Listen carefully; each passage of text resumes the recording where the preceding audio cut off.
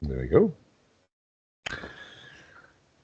Yeah, so we'll wait just for a couple of minutes before Simon begins, but that just gives me time to welcome everyone to the last Islands Matter webinar of the year. And just a little word about them. The Islands Matter webinars are something that's been going on for a couple of years now, and were originally a collaboration between myself and Frank Rennie and Beth Mowat from UHI Shetland.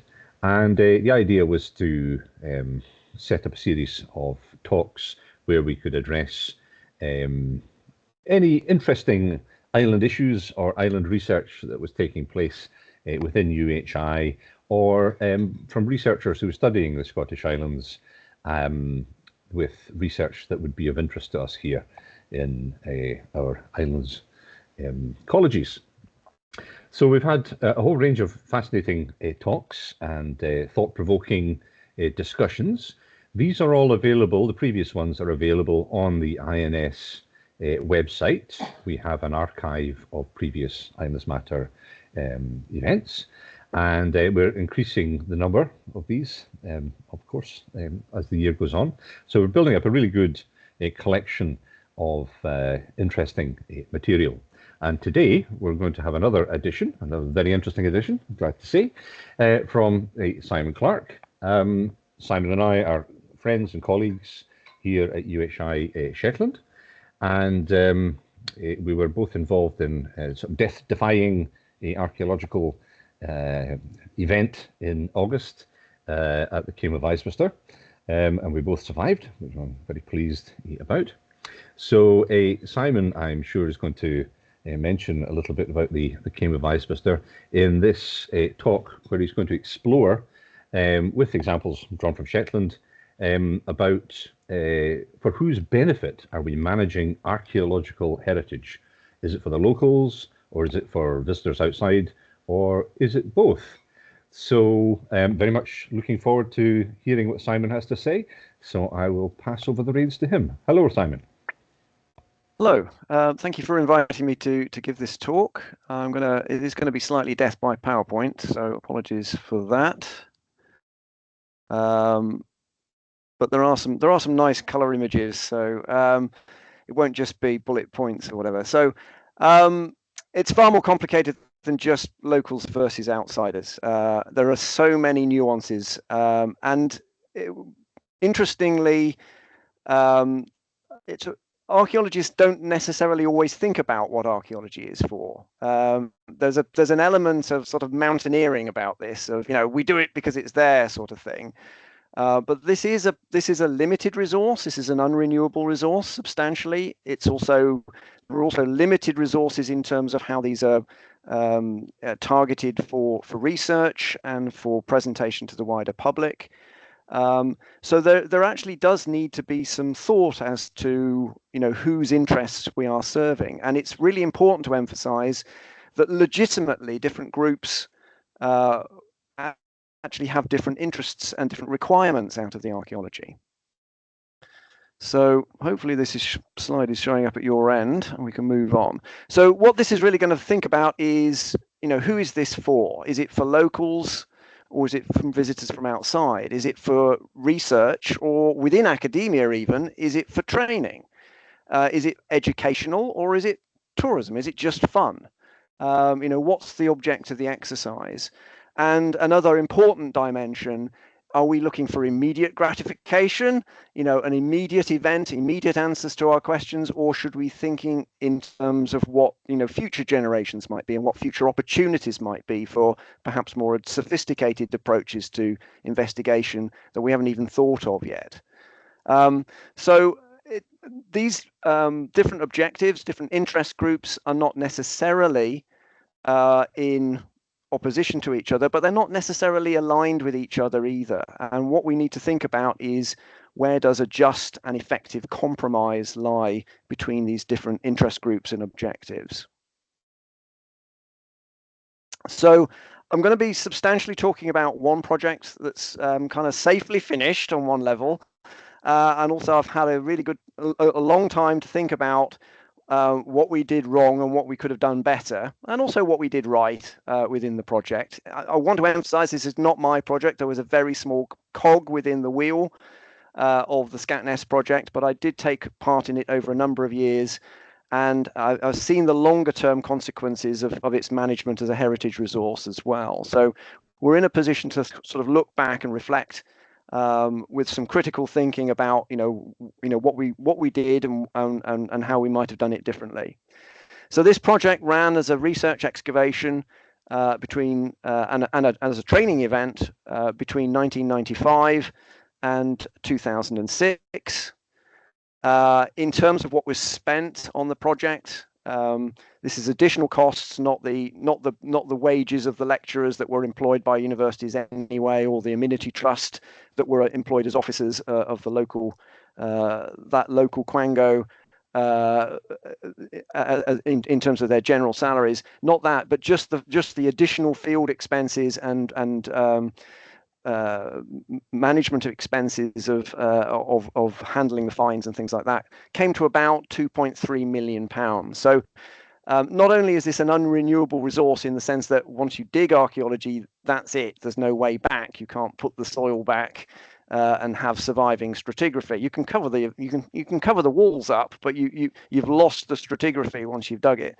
But also that's a significant resource within the funding of archaeology within Britain for research purposes as opposed to for commercial mitigation projects. £2.3 million, particularly at that time, was a lot of money. Typically, we weren't digging all the year. Some projects do, but research projects tend to concentrate in basically the summer holidays of the universities. So we were typically digging for sort of 7 weeks field seasons each season, and up to about 60 field workers at the height of a field season when the project was running at kind of full bore. And this is from 2000. This image is from 2003, so pretty much when the project was kind of reaching its culmination, really. So one of the biggest projects in Britain, certainly biggest research projects in Britain, and I think the biggest one that was running in Scotland at that time. Okay, so really important to emphasize that there were different drivers to this particular project. Each year the project did take a significant number of undergraduate and postgraduate students as a training event. And that's represented by the fact that eventually we actually produced a published excavation manual based on the techniques and the procedures that we were operating on that particular site. There was a substantial research objective with a very substantial scientific element to it. The lead partner was Bradford University, which is an Archaeological Sciences department. So there was a substantial program of radiocarbon dating and other experimental techniques like thermoluminescence and paleomagnetic dating of hearths and things like that, as well as environmental analysis of the bones and the seeds and the plant remains that were coming out of the archaeological deposits that we were recovering, and of course the finds as well.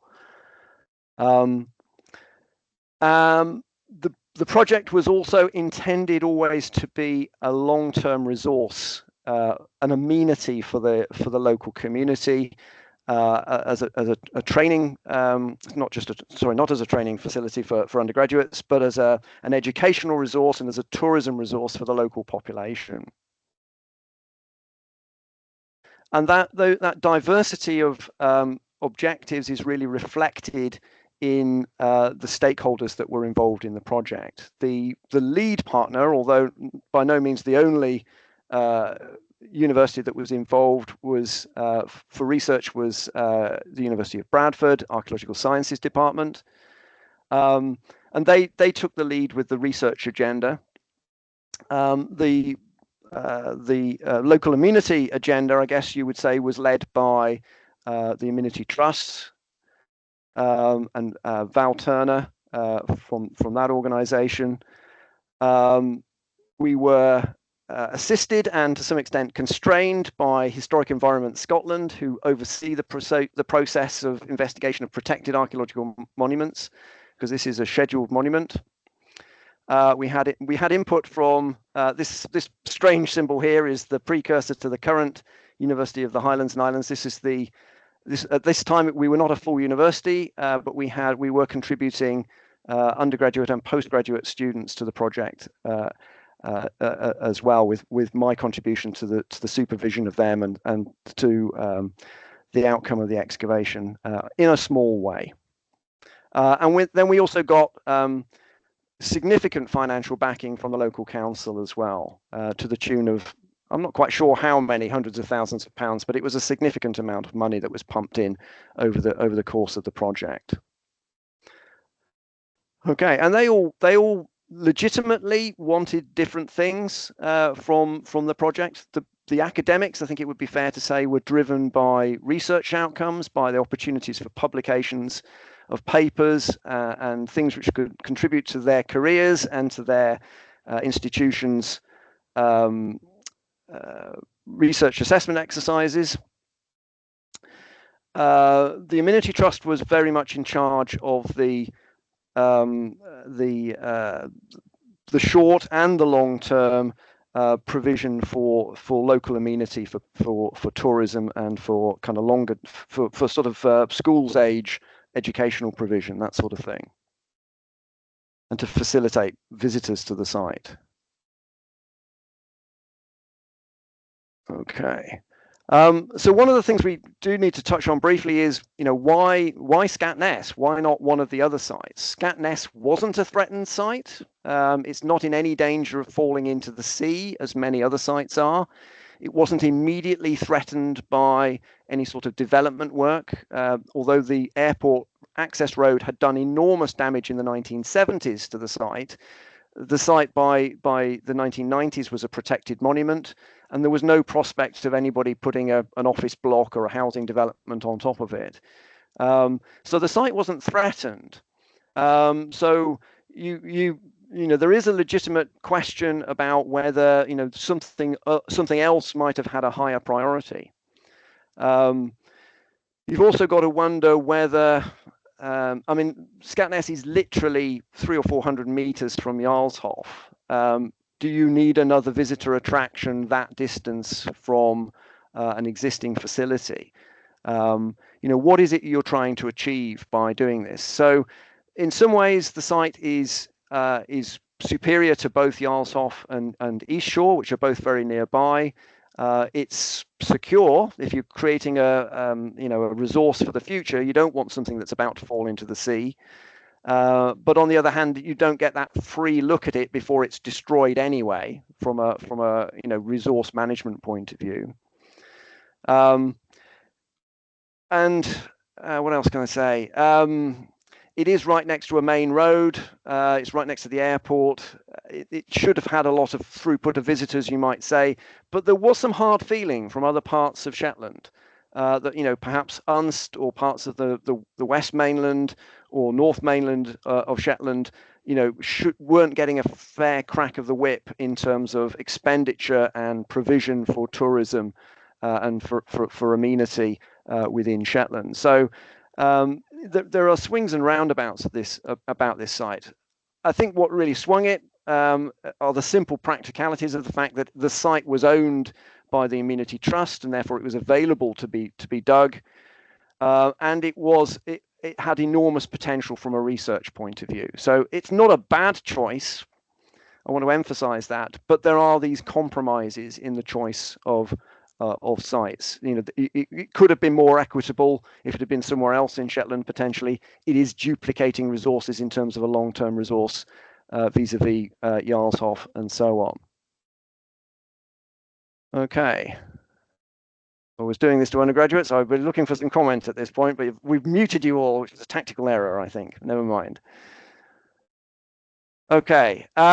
One of the things which I was very impressed by at the time, and I still am to some extent, was that this was a project. It was one of the first projects I took part in where there was an ongoing emphasis on public communication and presentation of the excavation to the general public. There's a lot of effort put in every year to creation of viewing platforms. We couldn't have large numbers of passers-by sort of wandering onto the site and putting their muddy footprints in the trenches, but we put a lot of resource, thousands of pounds a year, into creating scaffolding towers which allowed people to safely view the archaeology under excavation from the trench edges. We also had a living history team which was involved in demonstrating life ways and craft techniques and doing reenactments, pretending to be Vikings and pretending to be Pictish priests and all sorts of things along those sorts of lines, helping to generate a lot of interest in the site. And that wasn't an end of the excavation activity as it is in many research excavations. This was something that was ongoing throughout the excavation season. Looking back, one of the things that I think could have been done differently, the tours were led by locals, non-excavating locals employed by the Amenity Trust. And this is good in one sense, that it created local employment, it created a connection with the local community. But on the other hand, the local community weren't really involved in the excavation itself to any great extent. That wasn't really encouraged. So it was kind of a passive viewing of archaeology, and also it created this separation between the doing of archaeology and the interpretation of archaeology, which is in some ways unhealthy, I think. In a lot of respects, it would have been better to have used the undergraduates that we had on site and insisted that they took turns in taking the students around the site. I think that would have been a good learning experience for them, because actually they need to think about how we present archaeology, not just how we do research. It would have been cheaper, and as I say, I think it would have dissipated this distance between interpretation and to the wider public and the active doing of archaeology. I think it would have been better to have actually encouraged locals to be involved in the actual excavation as researchers on a similar basis to the undergraduates that were coming up from outside. And I think that division also reinforced the separation between Bradford University and the Amenity Trust, if I'm honest, as well. There's also an issue, I think, about the enormous and very successful effort that was put into presentation each year during the live excavations, and the planning for long-term consolidation and presentation of the site, which, as we'll see later on, was less satisfactory. But they did win awards for what they were doing in the actual excavation season, so can't take that away from them. I think they did that element very, very well in a lot of respects. Okay.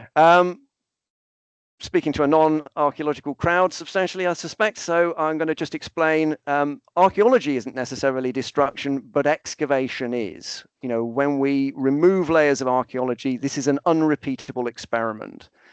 And one of the things that's always controversial is, you know, what do you keep and what do you destroy?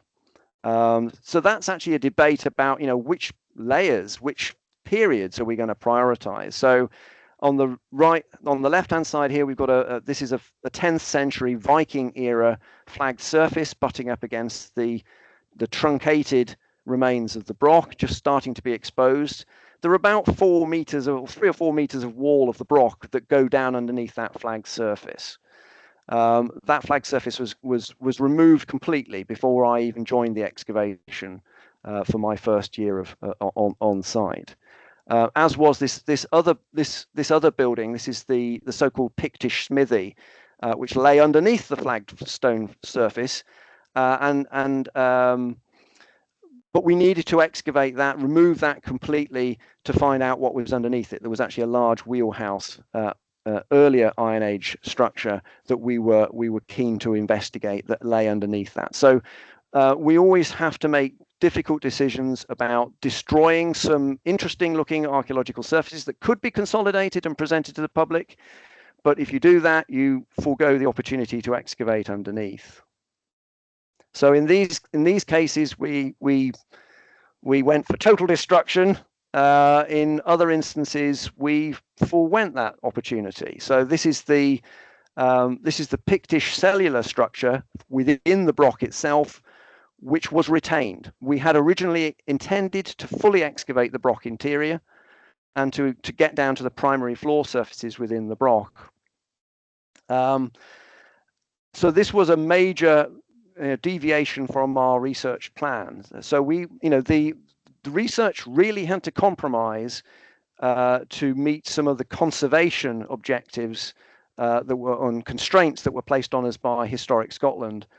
And again, I think completely legitimately, this is an extraordinary structure, completely unanticipated, a very, very good example of its type. And who's to say that a Pictish structure isn't just as important as a middle Iron Age, primary structure of the Broch itself. But what it did mean is that we didn't get that comparison between the household of the Broch and the accompanying contemporary wheelhouse structures that were built a little bit after the Broch was constructed, but were contemporary with its operation. So that was a real loss, and it was very frustrating for the researchers. I know it's certainly a question I would have liked to have made, that comparison between those different households of the same phase of the settlement. As I say, each year we excavated, we dug like crazy for 7 weeks, and then the last few days you covered the site up. And again, this brings us to a controversy, a fork in the road that we could have done differently. More or less the whole trench was open the whole time that I was part of the project, between 1999 and 2006. We could have reduced the number of times that we opened up and closed up the whole trench if we'd focused on parts of the trench and finished them off quicker and consolidated them.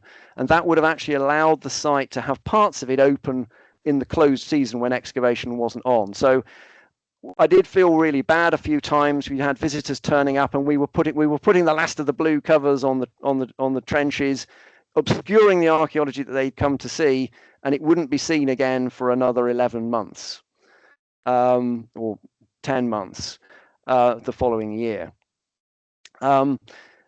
Undoubtedly easier to manage a larger area in terms of managing those 60 excavators, pushing them around between different trenches and allowing the recording operation to go on while excavation concentrated somewhere else.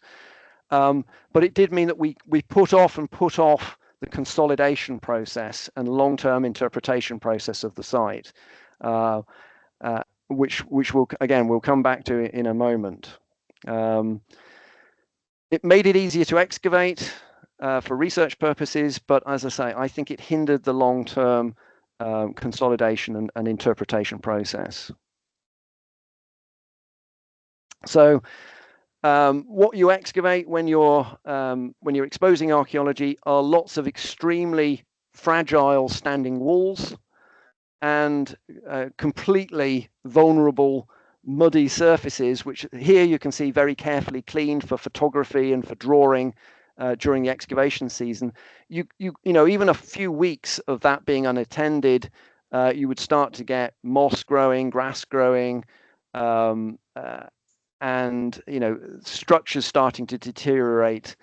So what you consolidate to is a compromise. The horizontal surfaces have to be covered with something that's durable. Archaeological interpretation tends to also insist that you crush a minimum of visitors to the site with falling walls and things like that. So some of the walls were lowered, trip hazards were buried or removed, and a durable surface, a facsimile of what the floor surface might have looked like, was created over the actual archaeological surface. This is very, very common process, and where it's been done to a good standard at Scatness. But as you can see, it's not always been completed. And that is one of the major criticisms, really, of the project, is that the consolidation process never really ran its full course. So some temporary measures like sandbags, which you can see here in good condition, but if you go down to the site today, you will see that they've been stood on. They've started to the bags have started to burst. They've started to deteriorate with sunlight and that sort of thing.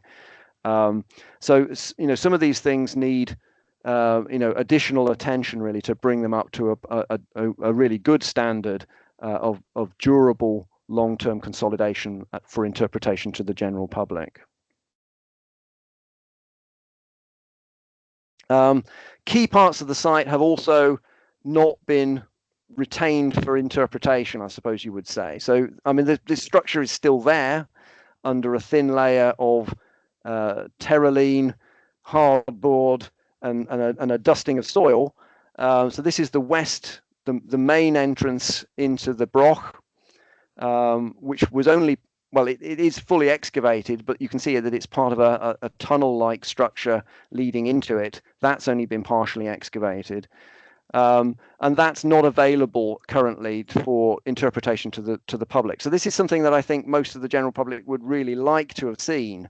And we didn't really manage to get the site to a logical point where that could be successfully consolidated for long-term display.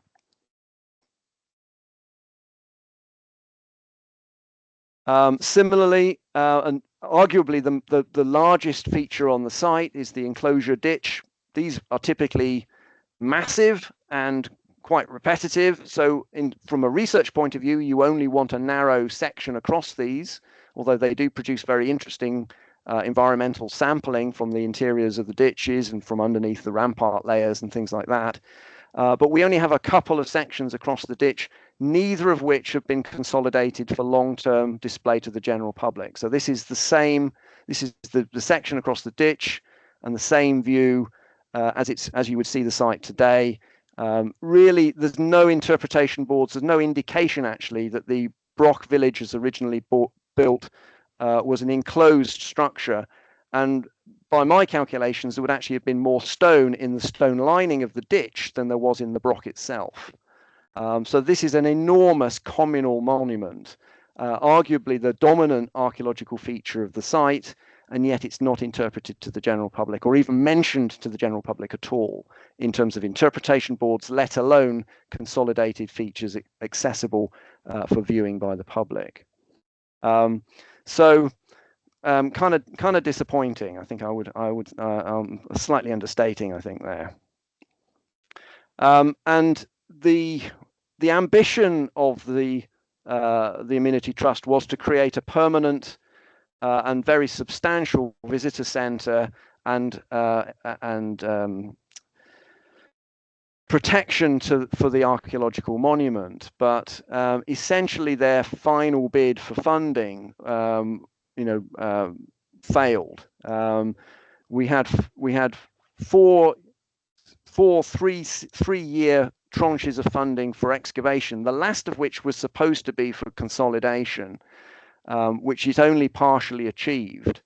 And I think that's because resources effectively continue to be diverted into additional research objectives rather than really focusing on the consolidation objective. And the site only ever received a temporary interpretation visitor hut, not the final visitor center standard that you would expect. Even from a 20th century, let alone a 21st century monument of this kind of importance. And as you can see, it's a disability access catastrophe. Even the visitor centre doesn't have a ramp into it. Large parts of the site are, although they've been consolidated so you can visit the site, large parts are still off limits. The Broch interior can't be viewed at all. So that wonderful Pictish structure can only be viewed by those members of the general public that illegally scramble over the monument, not responsible visitors that are staying off the walls. So really a suboptimal outcome. In fact, this photograph was taken in 2019, just ahead of Prince Charles, as he was then, visit to Shetland to view the monument, and his visit was cancelled because of bad weather, cancelled his flight. So, I mean, the only reason it got to this stage of presentation was because of a visiting dignitary, which is a bit sad. So we, given how good the visitor facilities are, relatively speaking, and the visitor experiences, generally speaking, at Jarlshof, you have to ask yourself what isn't done better there. What's been added in terms of long-term visitor amenity by the addition of Scatness. Okay, so this is what they were proposing to do. So as I say, the Amenity Trust can't be faulted for ambition. There was a bid to attempt to draw down multiple £1 million and create a really substantial protective structure over the monument that would be a sort of an all-weather visitor attraction and would secure the long-term viability of the remains as well. The stone is quite friable, so there are still concerns about the stone actually breaking up because of changes in moisture, frost action, those sorts of issues. And it was envisaged that, sort of walkways and raised platforms would allow the interior of the site to be, fully viewable from above. So that there was an estimated cost to this of £7.8 million. That didn't include any sort of car parking facilities or anything like that. So there would have been additional costs beyond that. The project was originally intended to be completed in around 2012, but as I say, it fell at that final hurdle of funding. I personally think it was unrealistic, and the reason I believe that is because of the kinds of numbers that you're looking at. If you do any sort of cost analysis of the visitor numbers that Shetland was generating at Scatness, 8,000 visitors a year at the height of the excavations during the excavation season is not really enough to justify spending £8 million on a visitor centre.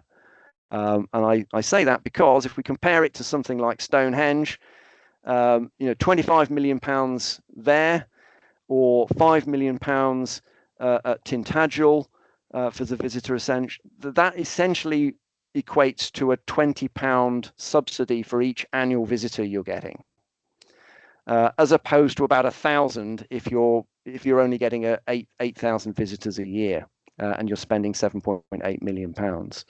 So you don't get a lot for your money in terms of these visitor attractions. I think it's really interesting to reflect on how much money needs to be put into interpretation if it's going to work as a mass visitor attraction. It's quite shocking, actually. Okay. And I think just reflecting on archaeology in Shetland more generally, it's worth just thinking about other projects that have happened. This is the most recently discovered Broch site in Shetland. This is the Lerwick site, and this was very briefly investigated by the Scape team that just did a week's community excavation at the site, confirming that it was indeed a Broch, straightening up the section, getting a record of the cross section through the Broch itself and the wheelhouse that sits inside it, and on the foreshore, the exposed remains of the well were emptied as well, which is what you can see on the left-hand side. So this is an Iron Age well built within the Broch concentric rings. That was very successful. We were very fortunate in the weather that we had. It was a lovely week's weather, which complete lottery obviously in Shetland. there was a very small team of professional archaeologists, just 3 people, and their focus was not research. Their focus was training for the community and promotion of archaeology within the community. We had quite large numbers of visitors. Several hundred visitors came to the site during that week, and there were actually there were several tens of people that took part in training. Actually, got some sort of community experience of training, including children. So very unusually, they allowed children as young as 12 to take part in the excavation. So it was a really good experience for them, and very much engaging with the community. It will have generated relatively little new research knowledge about brochs in Shetland. It did confirm that it was a broch, although we kind of already knew that. I think it would be fair to say. It has generated a little video, which you can see online, and there is the small number of finds, about 90 finds. Put that in contrast to the 90,000 finds that were lodged eventually with the Shetland Museum from the Scatness excavation. So it really was quite a minimal excavation intervention, but it was a significant intervention in terms of community engagement. And so there are very, very different ways of doing archaeology, very different objectives that you can set for your project. Okay, so with 2020 hindsight, so these criticisms are very unfair on one level. So I'm going to put that disclaimer in immediately. In retrospect, we can see that actually we should have achieved better integration of research and long-term presentation for the project. I think that failure to articulate grew out of the fact that you had 2 institutions taking the lead on different aspects. I think Bradford University could have been incentivized and could have been involved more in the long-term planning for consolidation and presentation to the public and outreach operations. I think the Amenity Trust needed to have more influence over how that research was carried out and was integrated into their long-term needs as well. And they also needed to move the focus from the immediate presentation of the spectacle of the excavation towards the long-term planning, rather than hoping that the next big bid would provide the golden cow, which would provide this all singing, all dancing visitor centre at the end of the rainbow. So as I say, it's very difficult to balance that extraordinary ambition that they had with a more safer approach to actually achieving making sure that you achieve something in terms of the long-term consolidation. I think they aimed high and they kind of fell well short. So it's difficult, that nothing's a sure thing. So it'd be a little bit unfair to just criticize them blindly for that. I think they could have. I think the consolidation process should really have attempted to, to blitz parts of the excavation, to complete the research, and to start putting things into a permanent form of interpretive presentation to the public from much earlier in the project. It was originally intended to be, 3 tranches of 3-year funding, and it rather like Hitchhiker's Guide to the Galaxy, it became a trilogy in 4 parts, with a 5th part needed to actually finish the job properly. So I think it's that job that you never start which takes the longest to do. So I think that they needed to move the consolidation process well up the list of priorities. I think they could have involved the undergraduates in the process of presenting the archaeology as well. I think the sort of town and gown element of the project was at times quite uncomfortable. I would have liked more locals involved in the actual excavation process, and less a feeling that the interpretation to the great unwashed of the general public was being left to locals. I can understand that division of labour, but I don't think it was the most effective one that could have been hit upon. And as I say, I think we should have been driving to engage local amateur archaeologists more enthusiastically. I think Steve and Julie that ran the excavation were not hostile to locals, but I think they allowed a bit of an attitude to develop amongst the undergraduates that they were proper archaeologists and everybody else was beneath them to some extent, and I think that was kind of unhealthy. So it was not a bad project at all. In many respects, it was a very successful project. It has come to final publication, produced really interesting excavation results, which have helped to set the agenda for Broch studies and Iron Age studies going forward.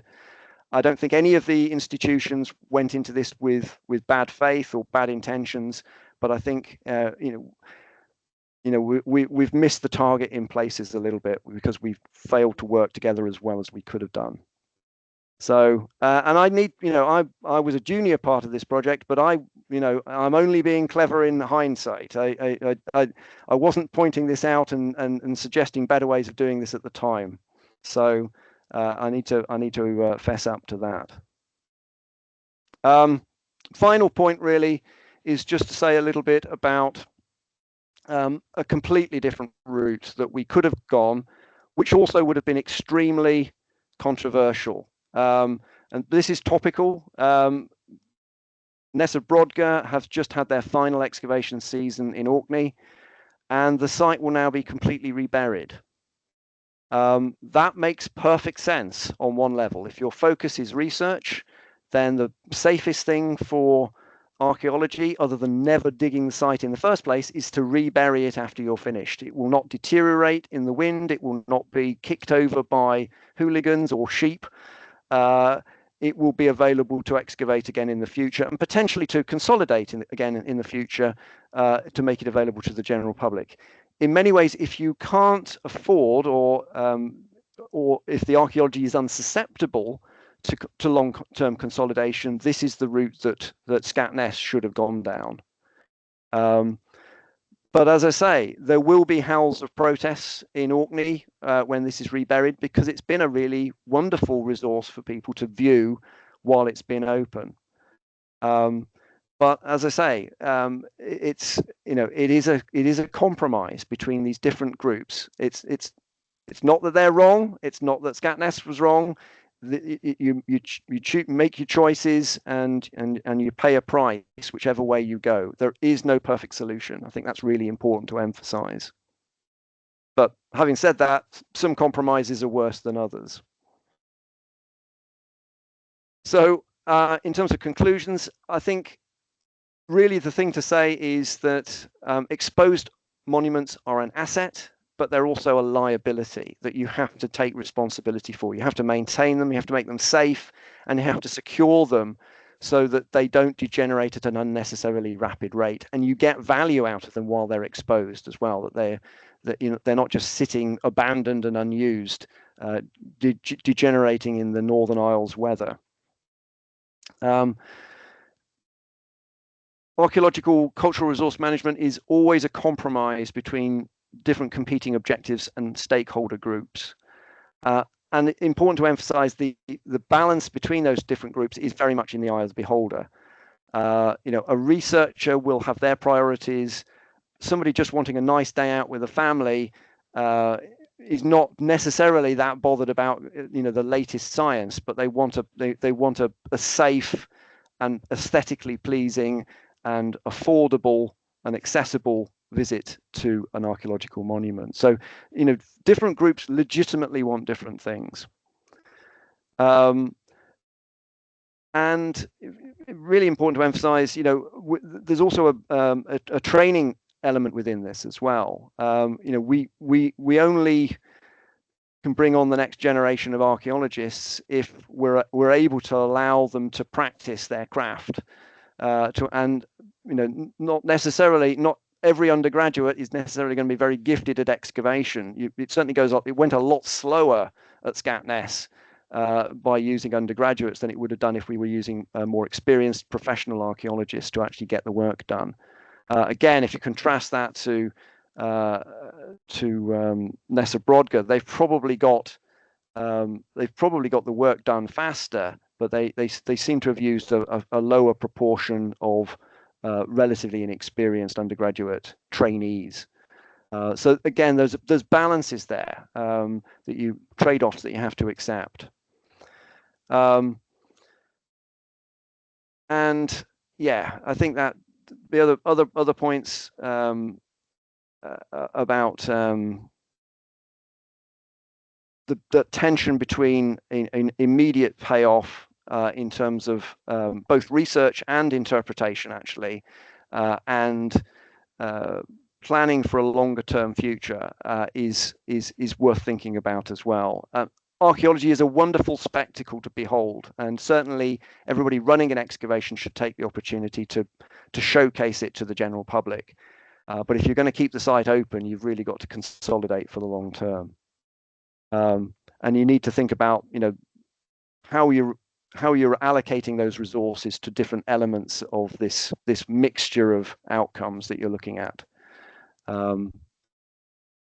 Anyway, that's kind of everything I wanted to cover. I'm going to take the slide down.